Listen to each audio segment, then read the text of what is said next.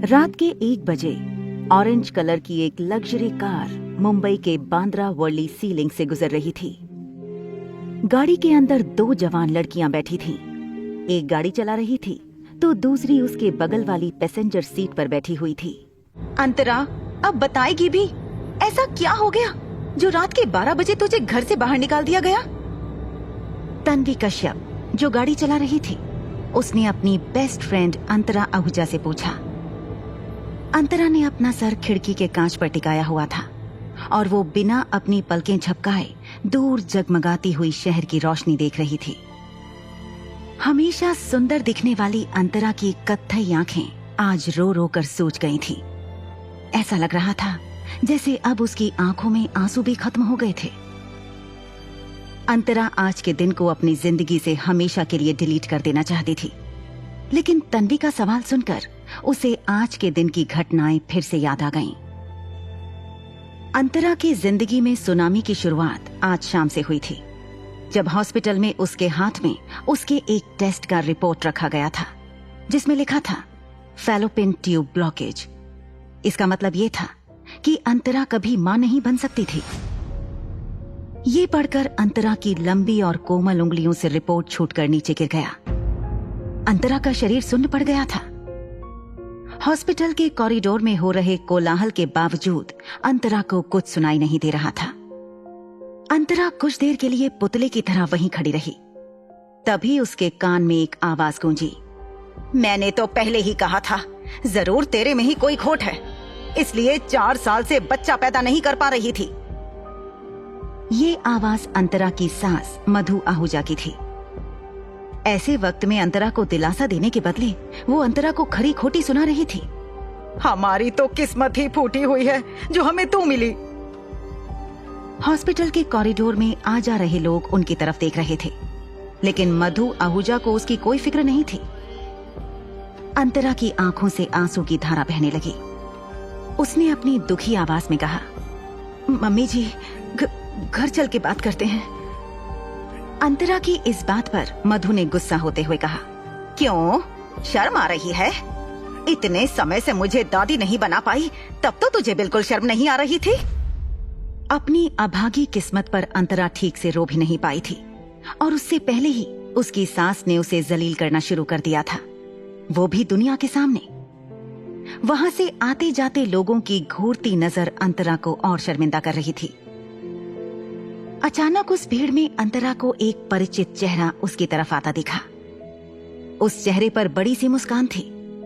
उसके नजदीक आते ही अंतरा खुद को रोक नहीं पाई और उससे लिपट गई। वो आदमी अंतरा का पति रुद्र आहूजा था। अंतरा ने रुद्र के सीने से लगकर रोते हुए कहा, रुद्र, मेरा रिपोर्ट। वो आगे कुछ बोल नहीं पाई। अंतरा रुद्र से लिपटी हुई थी, लेकिन रुद्र ने अंतरा की पीठ पर अपने हाथ भी नहीं रखे थे। वो बिल्कुल सीधा खड़ा था। रुद्र ने अंतरा की नाजुक कमर को अपने दोनों हाथों से पकड़कर खुद से दूर किया और अपनी माँ की तरफ देखते हुए कहा, माँ, रिपोर्ट पॉजिटिव है। अब तक मधु आहूजा अंतरा पर गुस्सा थी, लेकिन रुद्र की बात सुनकर वो खुशी से उछल पड़ी। सच? माता रानी की बड़ी कृपा। मधु ने हाथ जोड़कर अपनी आंखें बंद की। अंतरा को समझ नहीं आया कि दोनों क्या बात कर रहे थे। अंतरा रुद्र से पूछे कि वो कौन से रिपोर्ट की बात कर रहा है। उससे पहले रुद्र के पीछे से एक दूसरी जवान औरत आकर उनके साथ खड़ी हो गई। वो गायत्री बंसल थी, अंतरा की कजन। उसके आते ही मधु ने गायत्री के सिर पर हाथ रखते हुए कहा, जुग जुग जियो बेटी, तुम्हारी वजह से मेरा दादी बनने का सपना पूरा होने वाला है। आखिरकार तुम्हारे पेट में जो बच्चा है वही तो मेरे रुद्र का वंश आगे बढ़ाएगा। ये सुनकर अंतरा के ऊपर बिजली गिरी। उसे यकीन नहीं हो रहा था कि उसकी कजन, जिसे वो सगी बहन से भी ज्यादा मानती थी, उसी ने उसके पति के साथ अवैध संबंध बनाए थे। अंतरा की आंखों में खून उतर आया और उसने गायत्री को थप्पड़ मारने के लिए अपना हाथ उठाते हुए कहा, तुझे इतनी गिरी हुई हरकत करते हुए शर्म भी नहीं आई? लेकिन गायत्री तक अंतरा का हाथ पहुंचे उससे पहले ही रुद्र ने उसे पकड़कर झटक दिया और अंतरा से कहा, खबरदार, जो गायत्री को किसी तरह का नुकसान पहुंचाने की कोशिश की तो वो मेरे बच्चे की मां बनने वाली है रुद्र की बात सुनकर अंतरा को एहसास हुआ कि इस पाप में वो भी तो बराबर भागीदार था। अंतरा ने गुस्से से रुद्र और गायत्री से पूछा, तुम दोनों का अफेयर कब से चल रहा है? अंतरा के सवाल का जवाब देते हुए मधु ने उसे कहा, तुम्हें ये पूछने का हक किसने दिया? तुम्हें हमारे परिवार के मामले में दखल देने की कोई जरूरत नहीं है।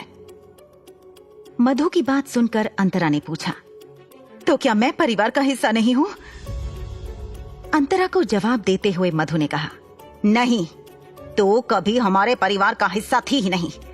वो तो मेरे ससुर जी ने तुझे जबरदस्ती मेरे रुद्र के गले बांध दिया था। धीरे धीरे मधु आहूजा की आवाज बढ़ती जा रही थी और उनके पास लोग इकट्ठा होने लगे थे। एक मल्टीनेशनल कंपनी के सीईओ रुद्र आहूजा को ऐसे अपनी इज्जत मिट्टी में मिल जाए, वो हरगिज मंजूर नहीं था। इसलिए मधु आगे और कुछ कहे उससे पहले रुद्र ने कहा, माँ, घर चलते हैं, गायत्री को आराम करना जरूरी है। अंतरा के सवाल अभी खत्म नहीं हुए थे, लेकिन वो भी दुनिया के सामने अपना और अपने परिवार का तमाशा नहीं बनाना चाहती थी। वो सब हॉस्पिटल के बेसमेंट में पहुंचे। रुद्र, मधु और गायत्री गाड़ी में बैठ चुके थे। अंतरा ने बैठने के लिए दरवाजा खोला ही था कि रुद्र ने रूखी आवाज में उसे कहा, तुम टैक्सी ले लो, गाड़ी में जगह नहीं है, गायत्री के लिए कंजस्टेड हो जाएगा। अंतरा ने देखा कि 7 सीटर लग्जरी कार में 3 लोग बैठे थे, फिर भी उसके लिए जगह नहीं थी।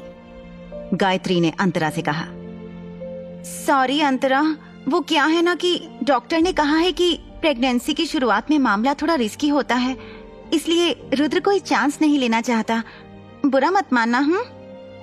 इतना बोलकर गायत्री ने दरवाजा खींचकर बंद कर दिया और गाड़ी वहां से निकल गई।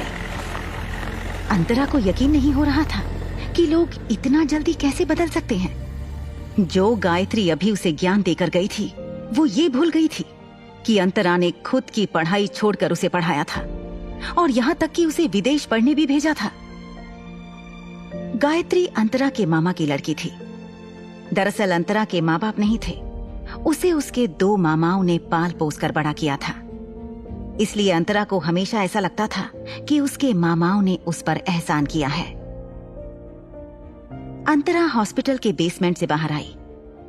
वो अपनी सास के साथ हॉस्पिटल आई थी, इसलिए उसके पास टैक्सी के पैसे नहीं थे, जिसकी वजह से उसने घर की तरफ चलना शुरू किया। अंतरा हाउसवाइफ थी और उसे अपने पास पैसे रखने की इजाजत नहीं थी। यहाँ तक कि घर का सामान लेने के लिए भी अंतरा को अपनी सास मधु से पैसे मांगने पड़ते थे। रुद्र को भी ये बात अच्छी तरह पता थी, फिर भी वो अंतरा को हॉस्पिटल में ऐसे छोड़कर चला गया था। वैसे भी 4 साल की शादी में अंतरा से उसका बर्ताव हमेशा से रूखा ही रहा था। रुद्र के दादाजी काफी बीमार रहते थे और मरने से पहले वो रुद्र और अंतरा की शादी होते हुए देखना चाहते थे। इसलिए परिवार के बाकी लोगों के साथ साथ रुद्र भी दादाजी को मना नहीं कर पाया था। रुद्र के दादाजी जब जवान थे, उस समय से उनका बांद्रा के पाली हिल इलाके में बंगलो था। वहां के चढ़ाव चढ़ते हुए अंतरा की हालत खराब हो गई।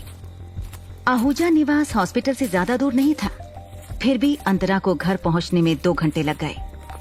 जब अंतरा घर पहुंची तो उसने देखा कि रुद्र और गायत्री सोफे पर बैठे हुए मुस्कुराते हुए बातें कर रहे थे और मधु गायत्री के लिए फ्रूट्स काट रही थी। अंतरा को आता हुआ देखकर मधु के मुस्कुराते हुए चेहरे पर फिर से गुस्सा आ गया और उसने अंतरा से कहा, तेरे में कोई लाज शर्म है या नहीं? कहा था ना तुझे कि इस घर में तेरे लिए अब कोई जगह नहीं है। मधु आगे कुछ कहे उससे पहले रुद्र ने उसे रोकते हुए कहा, माँ रुकिए, मैं बात करूंगा। इतना कहकर रुद्र ने गायत्री से कहा, तुम माँ से बातें करो, मैं अभी आया। फिर रुद्र ने अंतरा को ऊपर चलने को कहा। वो दोनों पहले माले के अपने बेडरूम में जाने के लिए सीढ़ियां चढ़ने लगे। 4 साल की शादी में वो दोनों शायद ही बेडरूम में साथ में रहे होंगे, क्योंकि रात में भी ज्यादातर रुद्र स्टडी रूम में ही सोता था। बेडरूम में पहुंचते ही रुद्र ने अंतरा से कहा, अपनी शर्तें बताओ। अंतरा को रुद्र की बात समझ नहीं आई और उसने पूछा, क्या? रुद्र ने कहा, डिवोर्स के लिए कितने पैसे चाहिए तुम्हें? वैसे भी पैसों के लिए ही तुमने मुझसे शादी की थी ना? रुद्र की बात सुनकर अंतरा हक्की बक्की रह गई थी। उसने रुद्र से कहा, मैंने तुमसे इसलिए शादी की थी क्योंकि मैं तुम्हें पसंद करती थी और दादाजी की भी आखिरी इच्छा यही थी। अंतरा की बात सुनकर रुद्र ने गुस्से से कहा, बस करो।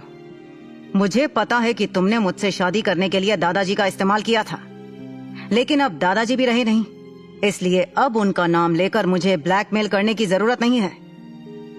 तुम बस बताओ कि तुम्हें कितना पैसा चाहिए। अंतरा को यकीन नहीं आ रहा था कि उसकी शादी खत्म होने जा रही थी। रुद्र की बातें सुनकर उसकी आंखों से आंसू निकल तो रहे थे, लेकिन बह नहीं पा रहे थे, मानो उसकी आंखों में ही जम गए थे। बार बार पूछने पर भी अंतरा जवाब नहीं दे रही थी, इसलिए रुद्र ने चिढ़ते हुए अपनी चेकबुक निकाली और एक चेक पर अंतरा का नाम लिखने लगा। ये देखकर अंतरा ने रुद्र से कहा, तुम 4 सालों में मुझे बिल्कुल समझ नहीं पाए। रुद्र ने चेकबुक से चेक फाड़ते हुए कहा, तुम्हें जो समझना है समझो। इस चेक में जो भी अमाउंट भरना है भर लेना और मुझे बता देना, मैं साइन कर दूंगा। और कल फैमिली कोर्ट पहुंच जाना, डिवोर्स की प्रोसीजर शुरू करनी है। इतना कहकर वो अंतरा के मुंह पर चेक फेंक कर चला गया। उसके पीछे बेडरूम का दरवाजा जोर से बंद हो गया। अंतरा को ऐसा लगा जैसे कि उस दरवाजे के साथ रुद्र के दिल का दरवाजा भी उसके लिए हमेशा के लिए बंद हो गया हो। अंतरा दीवार के सहारे सरकती हुई नीचे बैठ गई। पैरों के पास पड़ा हुआ चेक उसने उठाया। वो 8 बाय 3 इंच का कागज उसकी शादी खत्म करने वाला फरमान था। अंतरा ने उसे गुस्से से फाड़ दिया। अभी तक रुके हुए उसके आंसू अब बहने लगे थे। वो फूट फूट कर रोने लगी, मानो जैसे एक पल में उसकी पूरी जिंदगी बिखरते हुए देख रही हो। कुछ देर बाद दरवाजा खुलने की आवाज आई। हालांकि अंतरा की पीठ दरवाजे की तरफ थी। उसने दरवाजे की आवाज सुनते ही जल्दी से अपने आंसू पोंछ लिए। उसे लगा कि रुद्र आया होगा। वो रुद्र से IVF ट्रीटमेंट के बारे में बात करना चाहती थी। वो रुद्र के साथ रहने के लिए कुछ भी करने को तैयार थी। लेकिन जैसे ही वो मुड़ी, उसने देखा कि वहां पर गायत्री आई हुई थी। अंतरा ने उसे कहा, तुम यहां से चली जाओ, मुझे तुमसे कोई बात नहीं करनी। अंतरा को जवाब देते हुए गायत्री ने कहा, मुझे तो रुद्र ने आराम करने के लिए यहाँ भेजा है। उसने कहा कि अब से ये बेडरूम उसका और मेरा है। तुमसे डिवोर्स होते ही वो मुझसे शादी कर लेगा। गायत्री की बात सुनकर अंतरा हैरानी से उसकी तरफ देखने लगी। दिखने में तो वो बिल्कुल पहले वाली गायत्री थी, लेकिन रवैये और स्वभाव से ऐसा लग रहा था कि वो कोई और ही है। गायत्री ने अंतरा से कहा, इसमें इतना हैरान होने वाली क्या बात है अंतरा? ना तुम्हारे परिवार का कोई ठिकाना है, ना ढंग से पढ़ी लिखी हो। तुम कभी भी रुद्र के लायक थी ही नहीं, इसलिए तुम्हारा जल्द से जल्द रुद्र से अलग हो जाना ही सही है। गायत्री से जवाब में अंतरा ने कहा, भले ही मैं जैसी भी हूं, लेकिन जब तक डिवोर्स नहीं हो जाता तब तक मैं रुद्र की पत्नी ही कहलाऊंगी, और तुम चाहे कितनी भी पढ़ी लिखी हो, रुद्र की दूसरी औरत ही कहलाओगी। अंतरा का ताना सुनकर गायत्री ने मुस्कुराते हुए कहा, एक वक्त था कि हम दोनों चौल में रहते थे।